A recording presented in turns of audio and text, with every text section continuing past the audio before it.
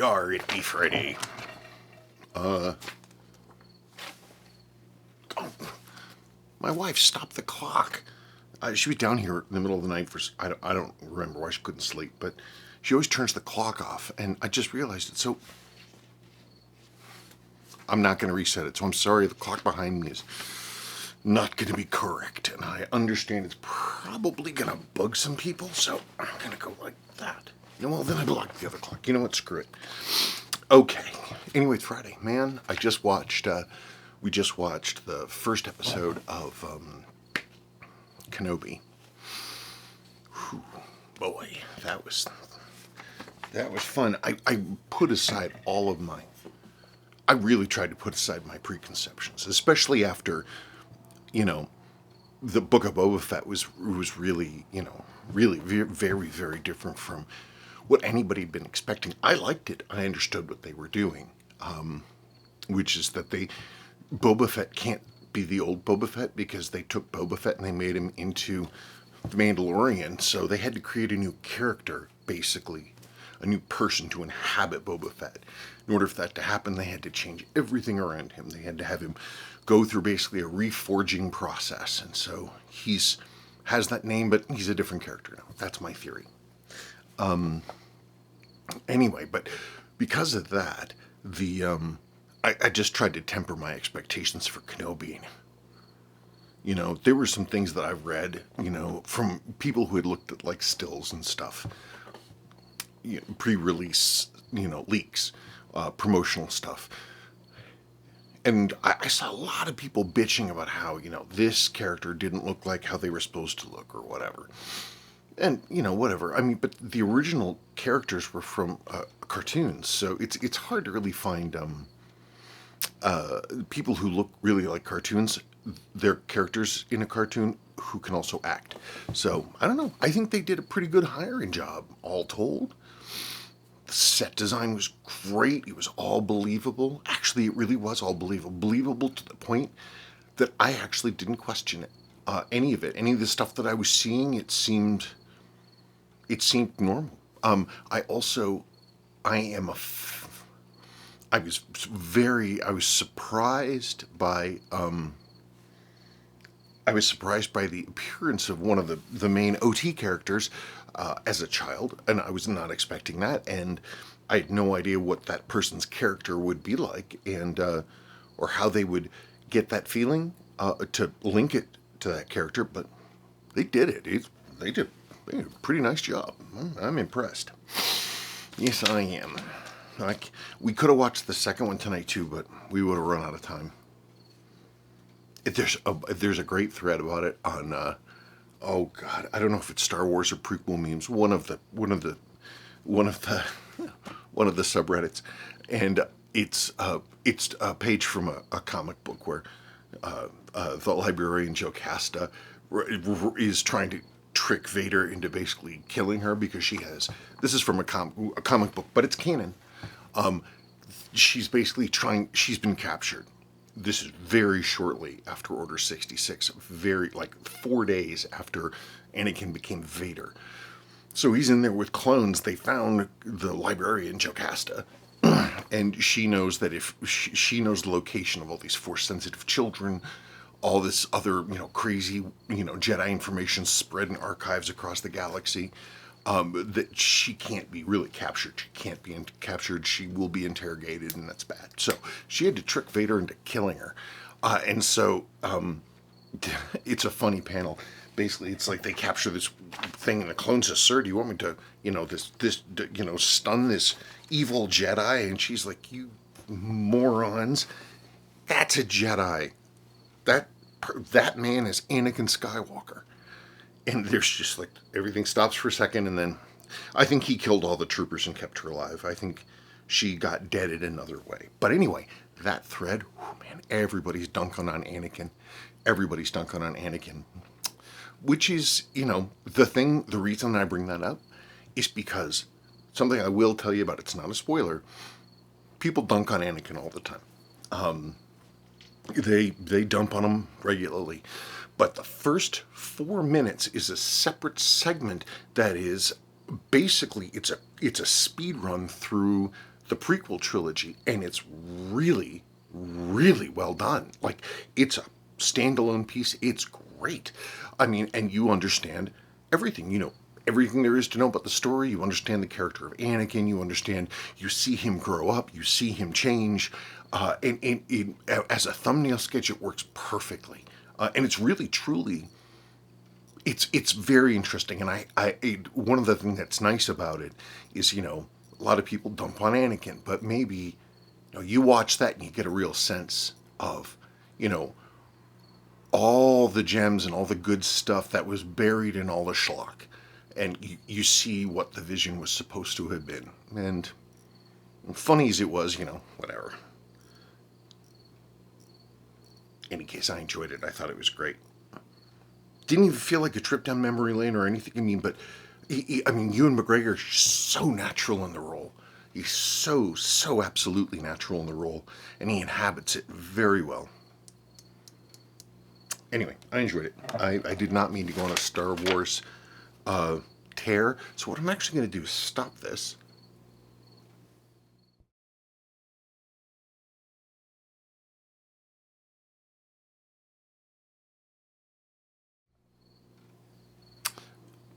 Okay, now I've started it again, so people don't want to hear about Star Wars, they don't have to. So let's pretend I just said, hey, it's Friday, because it is still Friday. To Catherine, great video as always, Spencer, thank you. Just an FYI, I sent an email on May 14th titled Repair Update, which I think may have gotten lost in your inbox. Thanks. My inbox is, I'm getting 40, 50 emails a day, more than I used to. This isn't like junk and spam and, grow your carrot or anything else like this. It's like job inquiries and people talking to me and waiting for responses. And a lot of the questions are, I just can't take the time to really dig into that very much. I usually limit my email time to basically Mondays and Fridays. If I can, Monday mornings check in, see how things are going. I don't ignore emails, but I look at them if there's going to be something, I got to keep an eye on. But in terms of answering things and stuff like that, seriously, I can't do it. It's literally, it's too much for me. Just in terms of, I don't have enough time to do it. If I was going to answer everybody,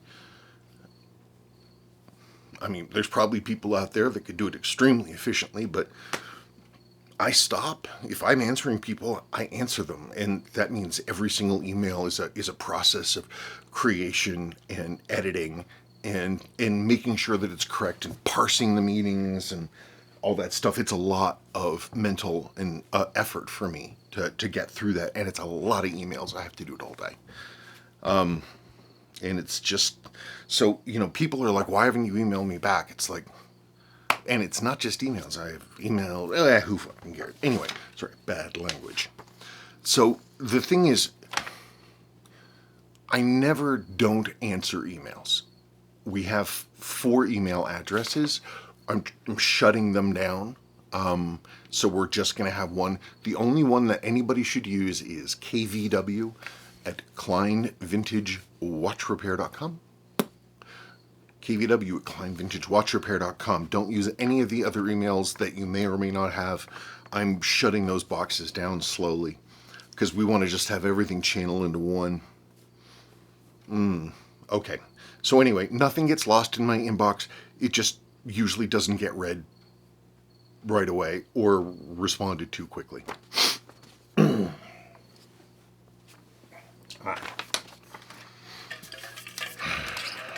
Yep, it was well done. Gotta go through that forge.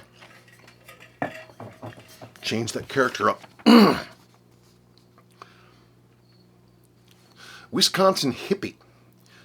I was watching an older video of yours on bringing a tuna back to life, and I was wondering if you ever decided to repair the shroud using the old Japanese technique, kintsugi. I think it would be a fitting I think it would be fitting, even though almost nobody would know what it was. Actually, I think a lot of people know what that is. It sort of seems like a popular subject, so much so that I can tell you right now that the fact that the new kind of Irushi oil has come out that doesn't have any of the poison ivy stuff in it. So you don't have to like have this like, crazy ceremony or wear gloves or be immune to the stuff or anything. You don't have to do that anymore. And for those other folks who may not know what it is, because really actually it's not something everybody's talking about, it's an art form in Japan because damage to a thing or change to a thing or signs of use to a thing doesn't mean that it's broken. So you take a bowl, ceramic bowl, and it's broken, and you could just kind of glue it together and make it look okay. The way the Japanese do it, using this, when they do this thing, they basically glue it back together with lacquer, which is from urushi. It's a tree basically, but it's in the same exact family. I'm not sure if it's a tree, but it's basically it's like a poison ivy. And it so if you work with this stuff and you have to put on thin layer after thin layer after thin layer and let it dry, like putting a billion coats of paint on something, you have to let each layer dry. Same thing. So you build it up and build it up and build it up with gold leaf, and then it's broken, and you can see that it's broken. But the divisions are these gold lines. It's actually it can be beautiful, and I think it's has all kinds of positive philosophical statements built into it. Wisconsin hippie, I don't know if you meant like a 7549 tuna, quartz tuna, or if you meant something like an Arnie, which has a tuna shroud, and one could make an argument that it fits into the tuna family based on, especially when it was made, when it was designed. It's a really shortened tuna design. Okay, well, let's see. Okay, here's tuna. That goes over there. Where is it? There you are. I see you. Nice.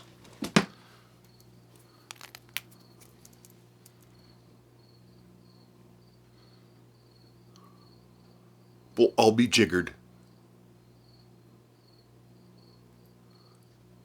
How come it's never occurred to me before? That's never occurred to me before, but it's obvious. Isn't that crazy? It's a quartz hybrid tuna. I mean, it's, as Yoda says, size matters not. Right? Look at the shroud. Look at the shroud lines.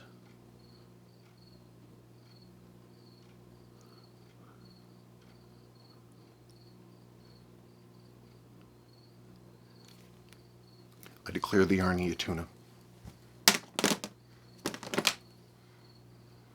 That's what it is. This thing was invented in the early 1980s, not distant from this, by the same company as a flagship piece of some of their new technology using this same styling.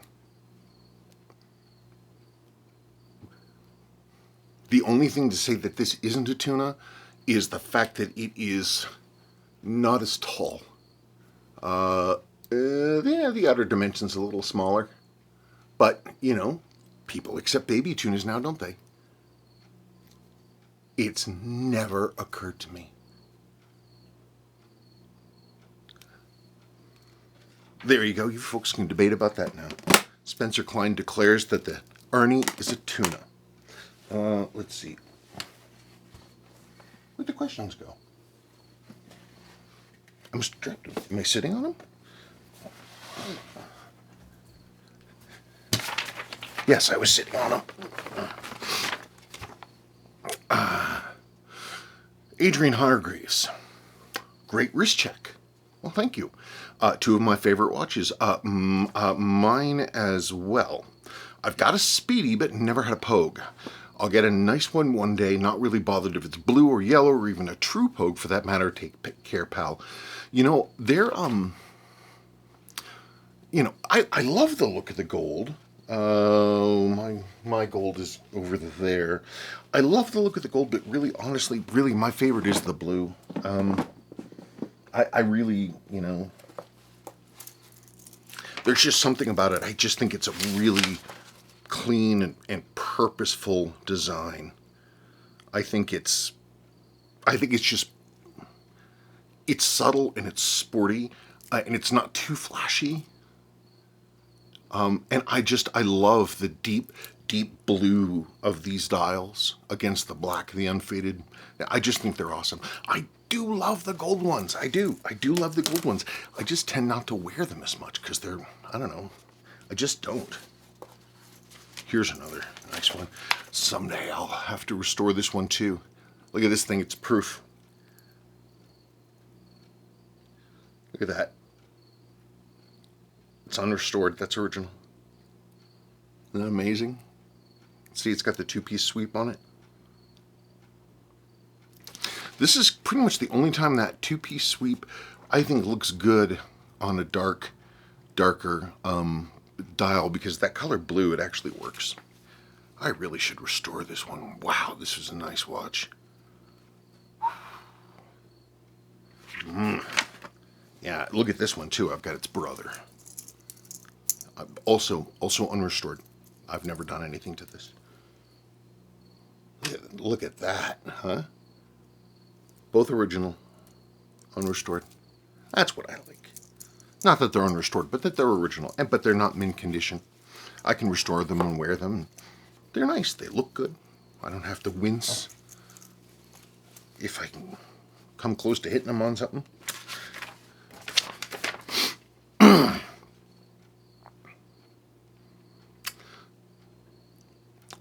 Ivan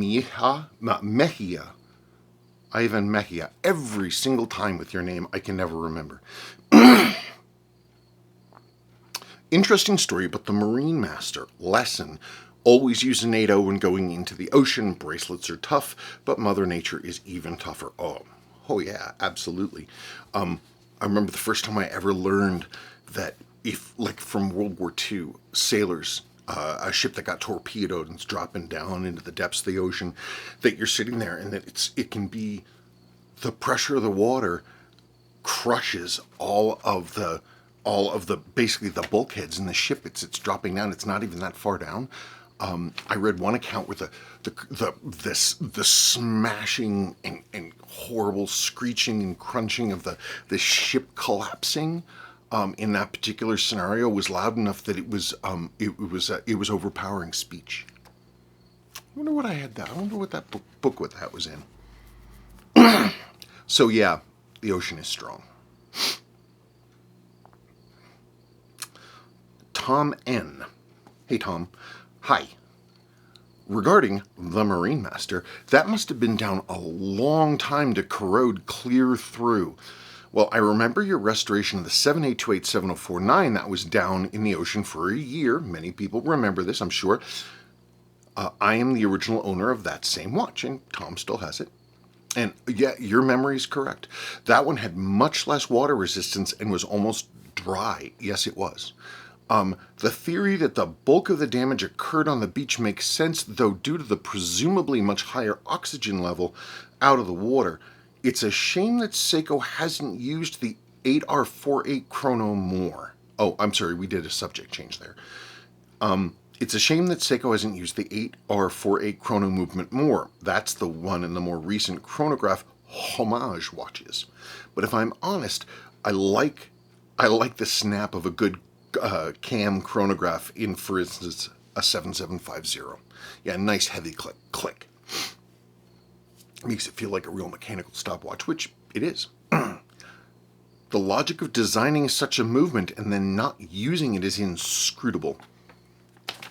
Everything Seiko does seems to revolve around how much money they can squeeze out of it, or actually save on it, or scrimp on it. It's weird that I'm always, not always, I so often find things with every Seiko model that I've looked at where they clearly could have, for a very minimal extra, investment per watch, limited, slightly more expense, they could have made the watch much better. Case in point, lower mainspring arbor jewels.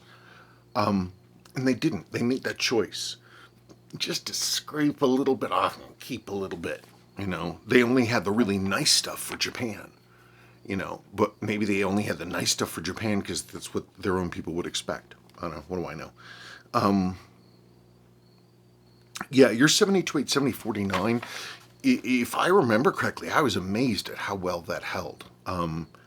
It was rusty and it was dirty. The insert took the worst of it, if my memory serves, because the aluminum just corroded like crazy. And you still got that insert. Yeah, no, that one was fine, and and that one stayed sealed. The Marine Master, well, I have a lot to say about the Marine Master. And there were a lot of questions about the Marine Master, observations, pieces of advice. But just speaking about the question about the condition of the watch, all the seals were really flattened. They were old. Seiko gaskets like that, they're really not going to hold their deformation, within just a couple of years. I mean, they might, but they pop right back out again. Those did not pop out again. I'm certain it was an SBDX 017. I haven't actually checked. I'm just assuming, because it's got the newer loom and it had the X crown. But it had been down there. It had been down there long enough, or its owner was using it enough and never cleaning it, that all you need is just one area where you can start getting the reaction going, the change going, chemical reaction going. And once you do that, it's like an anode, and the steel will, and the electrons go there, and it starts to eat its way through. It's like a spark going through wood. That's what it looked like underneath that crystal cartridge. But all the seals were really flattened. And so, I don't know, maybe it was subject to a lot of heat. I don't know. I can't describe it, but all the seals looked old and bad. Like they looked to me like they were old before the watch was lost. But I could be wrong. I mean, because they were... What are you going to do?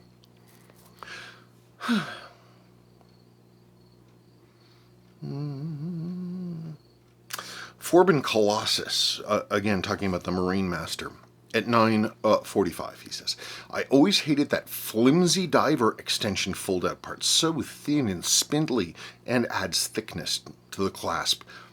Who's kidding who? Few are diving with them. It could be eliminated for the good of all. Side note, I have an old bracelet that broke at that exact pin. It's not a spring bar, just a small pin, and it's pressed in the extension hinge. Yeah, absolutely. I never, that diver extension, I remember the first Marine Master I ever had, and I was really working to be like religious about wearing the thing, because I really wanted to appreciate it and really learn to love it. And the clasp was this monster, this huge thing, gigantic. It's like having a 9-volt battery taped to the inside of my wrist. And I never really... if in the afternoon when your wrist swells up a little bit or you're a little hot, you could loosen it a couple clicks and it feels a little better. But I don't know. I never got the feeling that it would be something that I would trust out in the ocean. Yeah, about the damage. The thing is that it all ate all the way through. Okay. Well, I don't know. Well, I'll get into it in just a second. Let me get the rest of these Marine Master comments out of the way, because I'm pretty much going to touch all of them, I think. John don't play. Chrono. 24/7 ADT. I was really hoping you would find an ammonite in it. Yeah, me too. Wouldn't that be neat? That would have been great. It would have been a heck of a story. And I also would have been, if had that happened, I absolutely would have been utterly certain now that this is a manufactured reality, either by some external force or my own brain. Okay, let's see. Floyd Morrison. That was an epic case opening, Spencer. I thought so too. The barnacle should have been left intact and the entire watch be suspended in a lucite cube. Modern art masterpiece for the mantelpiece. Although it'd be cool if the original owner of the watch saw the video and was like, Spencer, money's no object. You must resurrect my lost watch for me. LOL. That would be cool. That would be cool. If it still had the marine growth on it, if the guy hadn't cleaned it off, and the watch was like, okay, if two wishes came true, that the stuff never got cleaned off and it became my watch, so that I could save it, I'd have a real hard time not leaving the marine growth on there. In fact, I think I'd have to. Can you imagine having a Marine Master with actual marine growth on the outside? Wouldn't that have been cool? But no.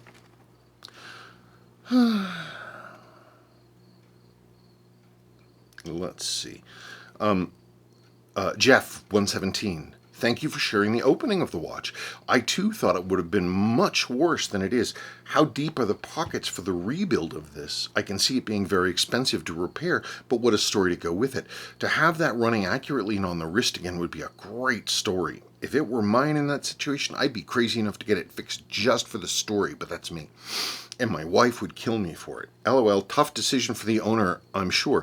Please keep us posted as to what happens. Great video, Spencer. Well, thank you for that. I'll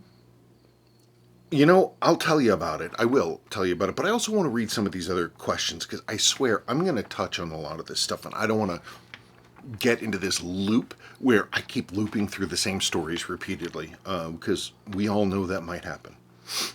The Bearded Watchmaker. That makes two of us. Man, oh man, it must be tough to just stop there and resist the temptation to rip into it, if only for curiosity's sake. LOL, I do hope the customer decides to have the watch repaired. It's a beauty. Speedy Paul. I agree, Spencer. I would leave it alone unless a replacement movement can be sourced economically. I think it's obvious you're trying to protect the owner as it would be very expensive while at the same time resisting the temptation to get stuck in it. Yes. Maybe better just to buy a new one. I do admit I expected a block of rust, but I expect your opinion, and I trust you always want to do what's right by the owner. Unless for sentimental reasons, some watches just economically don't work out. Yes, it's sad, but we need to listen to our heads and not our hearts. I'm sure he could sell as is and make some money back on the usable parts. He actually didn't pay anything for it. His coworker found it on the beach and gave it to him. If I were the owner, I would never wear the same watch with that crappy bracelet ever again. I really do expect more from Seiko's flagship diver. The bracelet is just a really bad design. It just makes me start to think, what watches do real divers actually wear? I really would be interested to know if you think any actually wear Seiko to go deep water diving, or do they just look for something else? I mean, I think you'll agree most new Seiko have poor accuracy tolerances out of the factory and need adjusting before they're even put on a wrist, when in fact they could be dialed in with ease by Seiko. Citizen does it. Orient does it. I can't help but think accuracy is just super important if you're wanting to find out how much air you have left at 300 meters. I just would not be able to trust something with my life when Seiko can't be bothered to care. When I've seen people wear them, they're wearing them basically for fun because they have an actual dive computer on their wrist. Nobody actually dives and uses a dive watch, an old school one like that, as a primary tool. I can't believe that they would. And that, by the way, you talked about poor accuracy out of the wrist, that kind of, accuracy issues and all the other stuff. Remember I was talking about Seiko just just scraping a little bit off the top, just a little bit. How much money are they saving per watch? Not correcting. Orient does it. I can't think of an exception where a new watch came to me with beat error and loss or gain. And for those who are longtime watchers of the channel, how many times have we seen that with a brand new Seiko? And not just one movement type, multiple movement types. Seiko, somebody looked at the numbers and they're like, these people, they don't really care. If we just don't do that final step, we don't have to pay someone to test those things. We can just ship them and we'll save 4 cents a watch, or whatever the smallest division is of Japanese currency. But I swear, that's what's behind it. There's Seiko just cheaping out just a hair. And you know what it does, actually, and when I think about that, when I realize how true that is, they're always shaving pennies here and there. Does anybody like a cheap out? Does anybody like a cheap skate? Does anybody, this is a company so concerned about this, they're taking things away that they're making their product worse. And in fact, worse than all their competitors, to save a few pennies per watch. And it says 2 things to me. One, they don't care about their customers. And because they don't care about their customers, they don't care about their watches. Sure, they're trying to make, Grand Seiko have its own thing. Ooh, Grand Seiko. Grand Seiko had to go so far as to cut and become their own company. Whereas, big old Seiko, they don't, they don't respect their own products. They don't understand their own IP. It's just, churning out this endless fog of designs, hoping to get a hit. There's no sense of legacy in the company. I mean, they don't understand their own product. They don't understand what made them great. So, modern Seiko, shaving most corners, though that part seems to have been deeper in the culture, right? I'm just making sure I don't have any more questions about that. Okay, so I want to talk then about that watch, the Marine Master.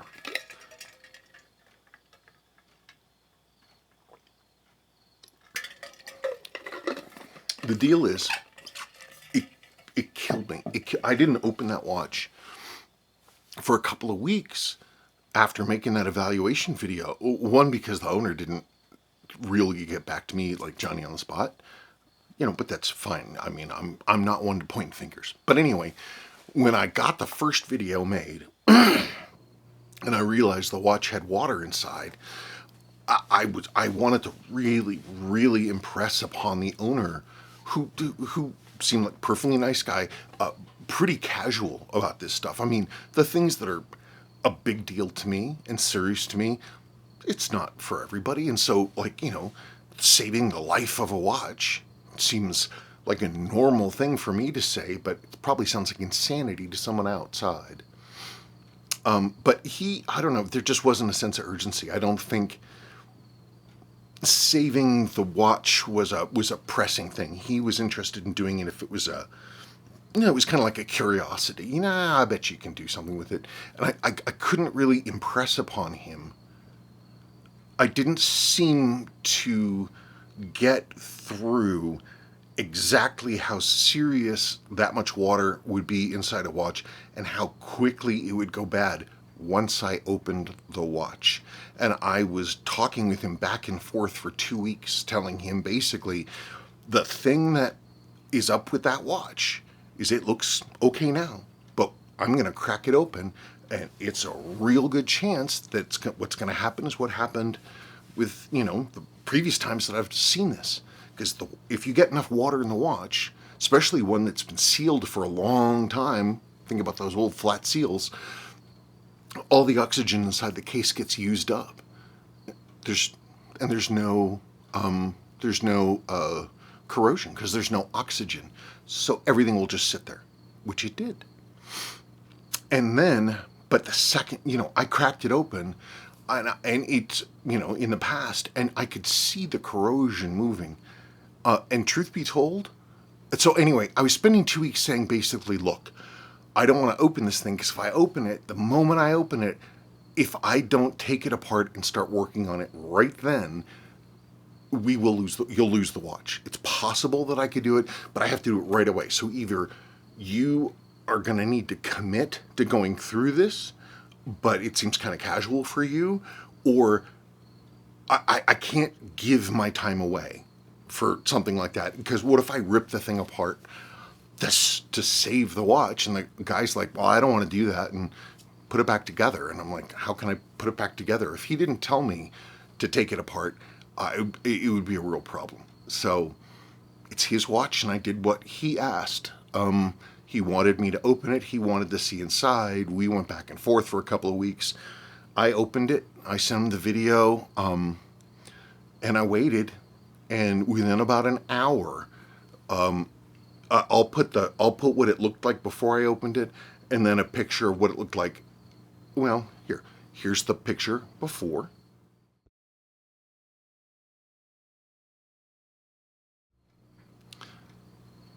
So remember in that picture, like the outer half of the minute hand has like water or moisture behind it. You can see that all the markers, there's a wet ring around the dial, and you can actually see glistening water. If you look into the date window, you can see that there's literally water between the edge of the date window and the date dial. But it doesn't look corroded or anything, but you can see that that there's water there. Because the water gets in and all the filth gets in, but then that can, weirdly enough, seal up a watch again. So let's look at that. Let's look at the before picture again, just real quick. Well, actually, how about this? Look at the before picture, and then I'm going to jump directly to the one about. It was about an hour, 20 minutes. No, I don't think so. Whatever, it was like an hour and something. Okay, let's do it.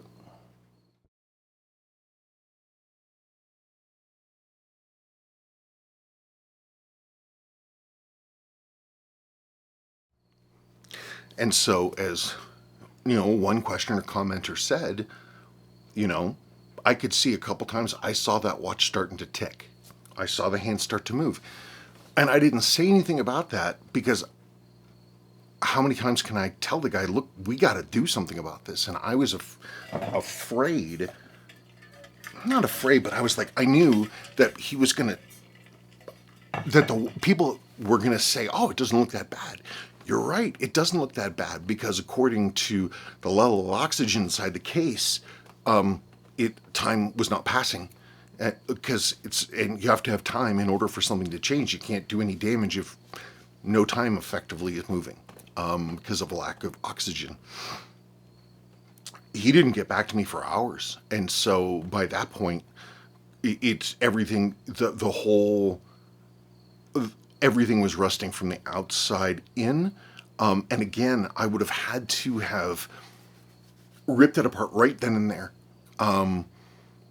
The killer, though, the kicker, really was for me, looking at it, and when I realized the crown wheel was really, really hacked up and broken, somebody had opened it and had tried to get it running by cranking it over and winding it when it was clearly full of water. So that really jacked up the movement badly. It also, that would have been nice to have known before I opened it, but what are you going to do?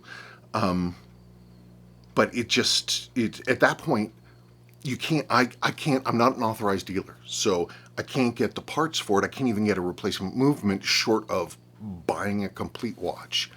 And he just didn't seem to really be that kind of like, he was into it. I mean, he thought it was cool. But it, and he wasn't really, I don't think, concerned about money. There just wasn't a sense of urgency about it. And so we had a mismatch about it. And then when I saw that damage, the damage there, I'm like, honestly, I don't, my time is valuable, right? But I value my time because I like using it well, and I really like using my time for people who truly appreciate what I can do. And I'm not saying I'm the greatest like Bender. There are things I like to do. I want to help people. I don't want to do work for an indifferent client. I mean, I'm not criticizing anybody, nor am I saying that he was indifferent. I don't like working for, somebody who's like, hey, that's cool, hey, thanks. I do a lot of extra stuff for people that, yeah, it's not even a point to even talk about or discuss, because who cares? It adds up. It adds a lot of time to really go into it and do it, but that didn't seem to be his thing. So he didn't really ever come up with a number for what he would have sold it to me for. Frankly, he'd certainly have gotten more money for it just putting it as is on eBay, and he may yet. He says he's going to look for other options to maybe get it serviced. I don't know what's going to happen with that. It is what it is. So I put it back together exactly as it was. I didn't clean anything. Put it back together exactly as it was, and I shipped it back to him, and that's it. I don't know. I would have loved... You guys have no idea how hard it was for me to open that thing, knowing that I was not going to be able to repair it because I would not be allowed to. And I knew that I was putting its head on the block, and that opening it was going to start the axe coming down. And, I could have just refused to open it. Frankly, if I had to do it over again, I probably would. Unless I was able to get a path clear to jumping into restoration immediately, but wouldn't happen. So who knows? So not everything works out, and I got to be conscious of the fact that these aren't my watches. They belong to the owners, and the owners call the shots. And if they don't want to do something, I'm not going to go ahead and do it. It's bad business, and it's inconsiderate. So my personal feelings are immaterial. It's his watch. He can do what he wants. So that's it. I really am silly. I do have a gold here. I was going to go over there and look for it. Remember I was talking about gold Pogue 6139s. I'm trying different bracelets on this. But look at that liquid gold. Isn't that pretty? So in any case, it's a very interesting story, and I hope it's one that we can all talk about and think about that, sometimes not everything works out. I wish it would have, I don't know what else I could have done. So, it is what it is.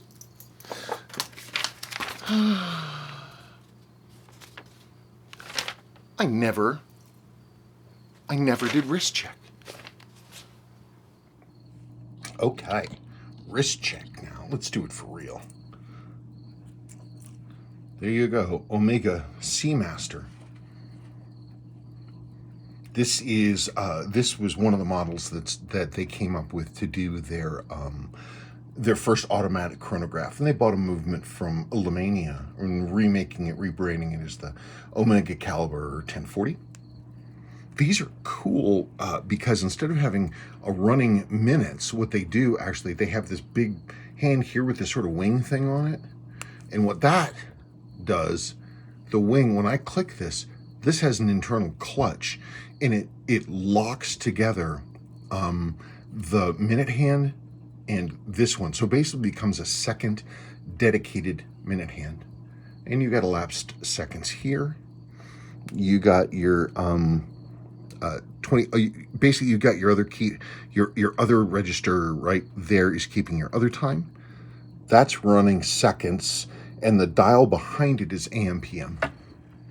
But this one's cool because it has, it's got cams and all kinds of stuff in there, but also it's got some clutch action going in. It's a pretty intricate piece. Yeah, there's actually a clutch built into the hour wheel. There's a couple clutches. Oh, and there's one in the, well, I can't remember exactly where they were, but there's a lot of crazy stuff in there. That's a cool watch, don't you think? Okay. CLO 27. Speaking of the movie Aliens, the The actress who was the little girl in the movie comes shopping into my Costco all the time. Her name is Carrie. She used to work in my department years ago. Wow, cool. Next time I run into her, I'm going to ask her if she got to keep any of the stuff from the movie set. It would be cool if she had to watch from the set. Yeah, that'd be cool. I'd be actually a lot more interested in pictures. What pictures does she have? You know, because pictures can show us a lot of things that got cut. We could get better views of the props they were using, especially the watches.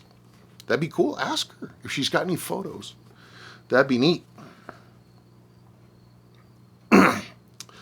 Jeffrey Albarando Rivera. Sir Klein. Sir Rivera. Good day, and a good day to you. I am from the Philippines, and my grandpa was gone 5 years ago. I'm sorry for your loss. And he was also like you as a watchmaker. I like the 6105, but I cannot afford a complete one. Now I have a 6105 case, and I've loaded it with a 6309 movement, but upon making some research, I was able to source a 6118. How do you compare 6118 to 6105A, sir? Please give me an idea.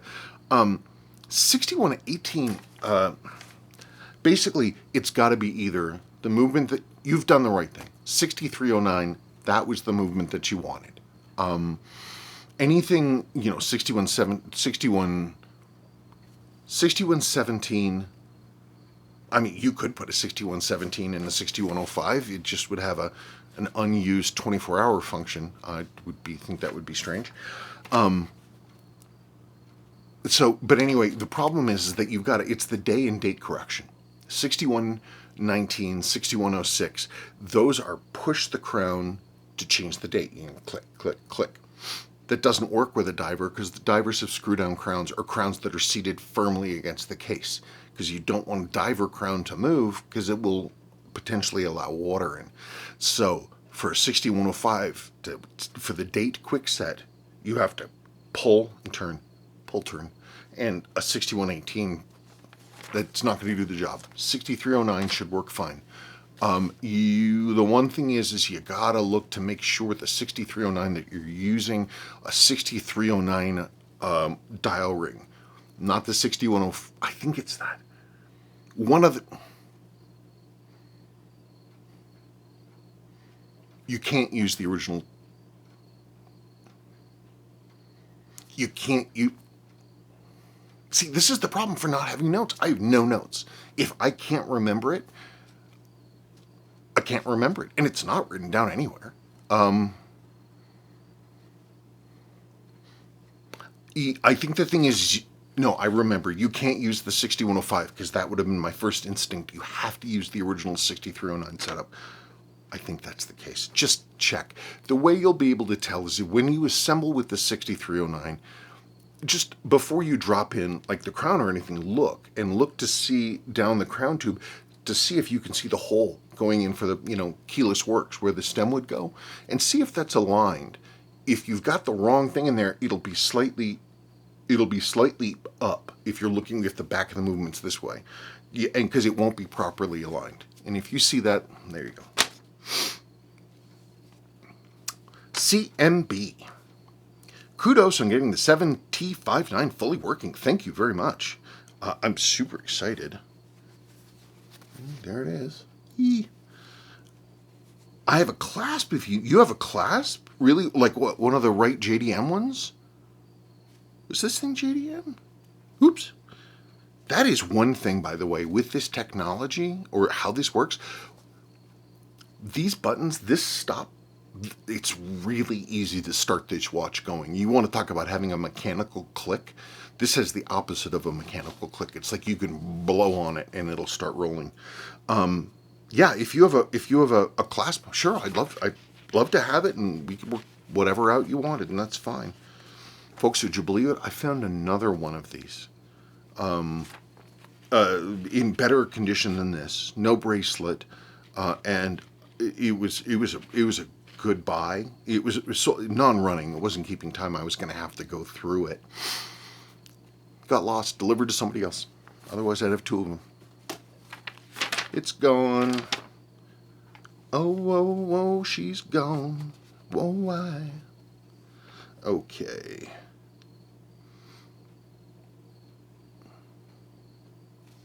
Okay, Carrie Baton finally has hard information for us, which is important. Yes, Seiko did indeed make a number of precious metal cases. There were many. To name a couple, they produced a Grand Seiko GS61 GAW05 vintage solid gold. This has been reissued in pink gold, stainless, and platinum. Next one, Grand Seiko GS4522-8010 vintage solid gold cushion case, high beat Suwa production. Those are just two of many they produced. There's the Grand Seiko GS6145-8030 vintage solid gold cushion case, some with kimono dials. What the heck is a kimono dial? Like a pattern? Is that what that is? I haven't seen that before. That's interesting. I want to know more about that. Another example, 1964 Grand Seiko GS5722-9000, 18 karat gold, vintage solid gold chronometer, hand wound lion metal. Cool. Okay, folks. That comment is down in the comments, but if you want to find that stuff, you can also, there you go, take a screenshot. There, you got all the info you need.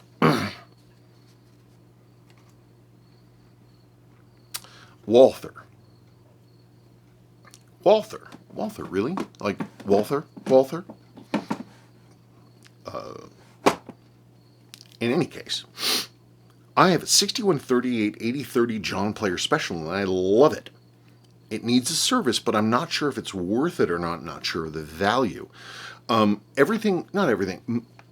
A lot of the value depends on the cosmetic condition. So, is the watch original? Is it clean? Is it original but is like the loom damaged, or is the case been really beaten up or polished a lot? Or under the dial, is the loom white? Does the dial printing look clean? Do the hands look clean? Tops the markers, any shiny bits? Look at that stuff.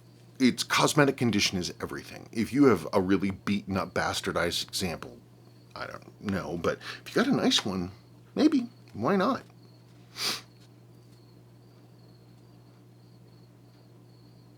I'm only reading this question because I can't answer it, but I don't want to have people think, hey, he didn't read my question.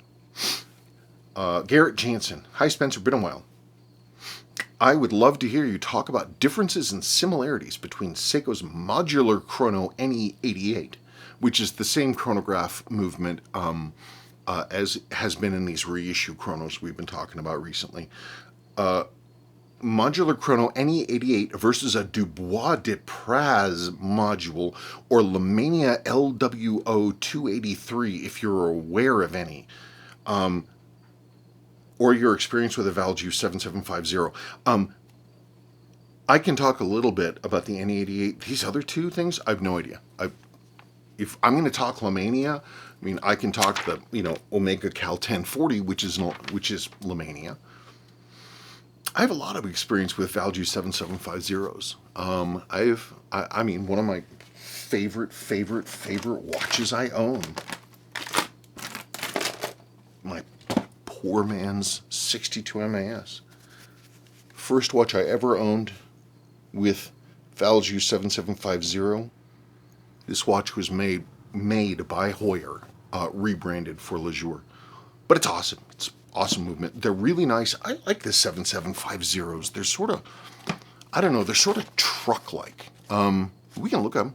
I got a couple. I'll pull one out. Yeah, Valjoux. I pulled out the Swiss drawers for this stuff to see a couple things I've got in there. Well, there's a 7750 in pieces. These are 7733 and 34 dials, cases. I haven't looked at this stuff in a while. Ah, there we go. That's what I'm looking for.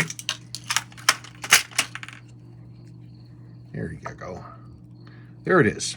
Valjoux 7750. The real deal. I'm not going to open this because I'm not wearing gloves or anything, but you can... Well, is there a way I can open it without touching it?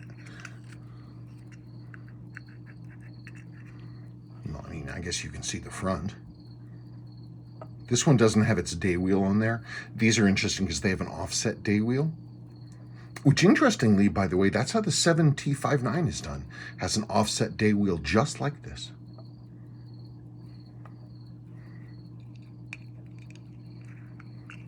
But you can see they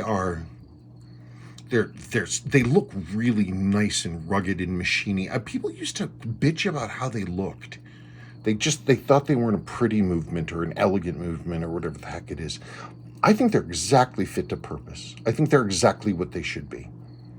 They look like what they should be. They look purposeful. I mean, this movement for, it fits my other watch perfectly.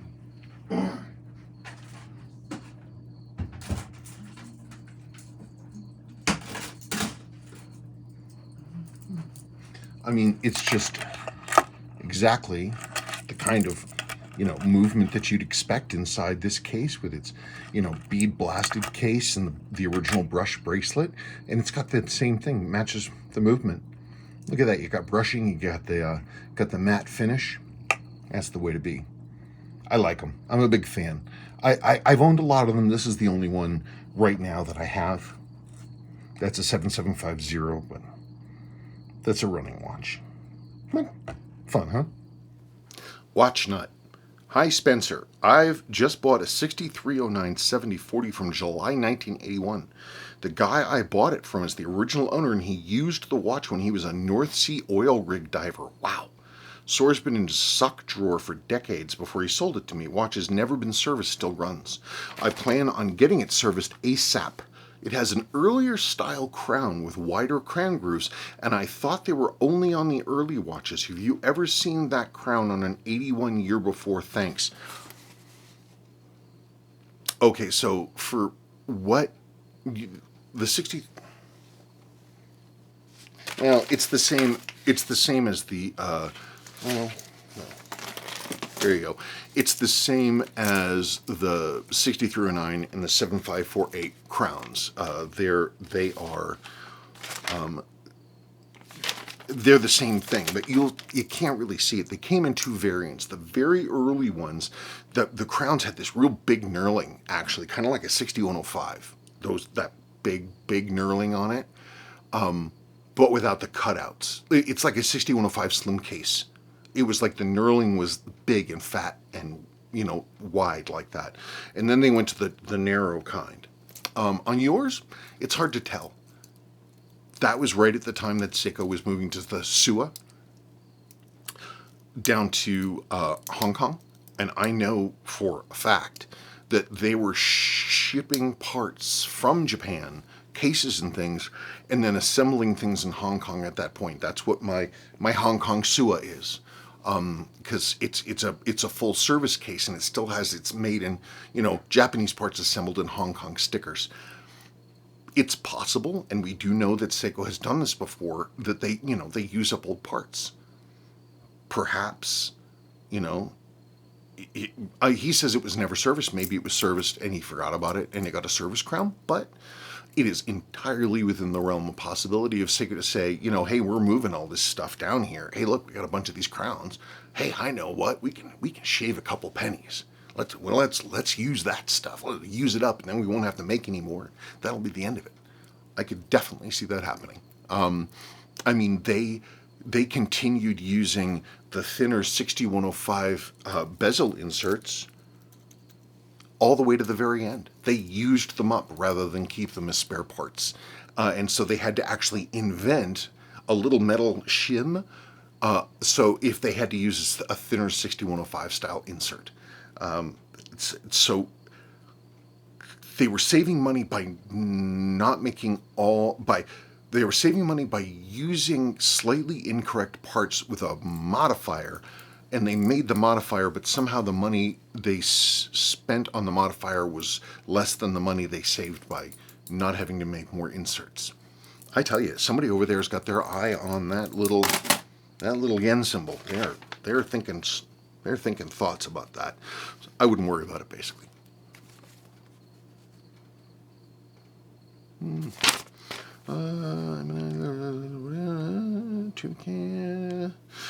Gabriel, Hi Spencer, I really enjoyed watching your videos. Thank you. I have a question regarding a 7549 tuna can. I was lucky enough to find one in an antique store in mint condition. When I went to replace the battery, one of the step screws launched into oblivion. Luckily, I was able to find a replacement on eBay. The issue is the new screw went in but doesn't tighten. It just keeps spinning. Unfortunately, it won't back out. Any idea what happened and how I can remove the screw? Thanks for any help you can offer. Okay. Either the screw is the wrong thread, or when you screwed it in, you cross-threaded it. You didn't have it go in straight, and you were trying to deal with the battery strap, doing all this stuff, and trying to not lose another one, and you might have put it in at an angle and cross-threaded it. And what you do is that basically you twist the hollow post, the internally threaded post that's in the sort of metal plate part, and that starts to spin.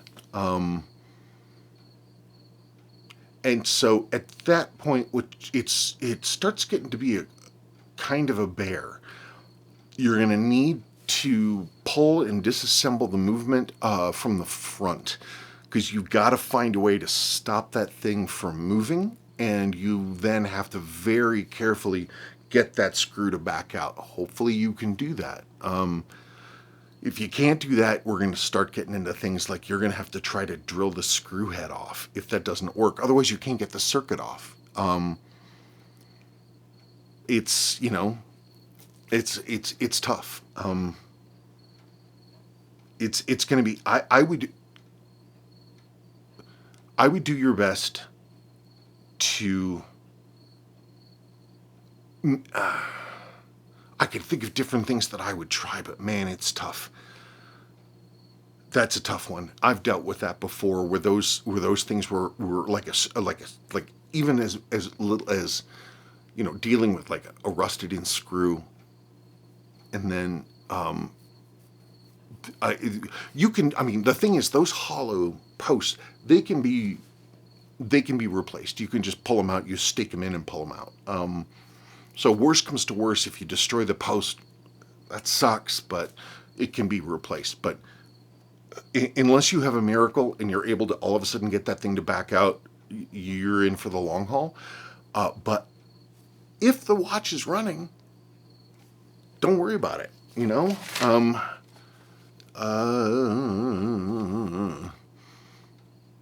but it doesn't tighten, it just keeps spinning and it won't back out. I don't know, man. See if you can if you started putting it in and it wouldn't keep going, see if you can get something in there to stop the thing from moving so you can try and unscrew it and get it to move. I don't know. It's going to be tough.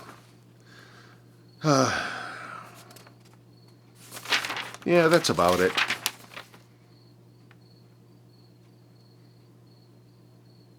Last question. Leonardo Hunter. Excellent video. Thank you. I love this type of video. I have a question about the Seiko 7006 calibers and hope that you can help me. Are they 17 joules, 19 joules, or 21 joules? What is the difference between them? Only the joules. Greetings and thanks.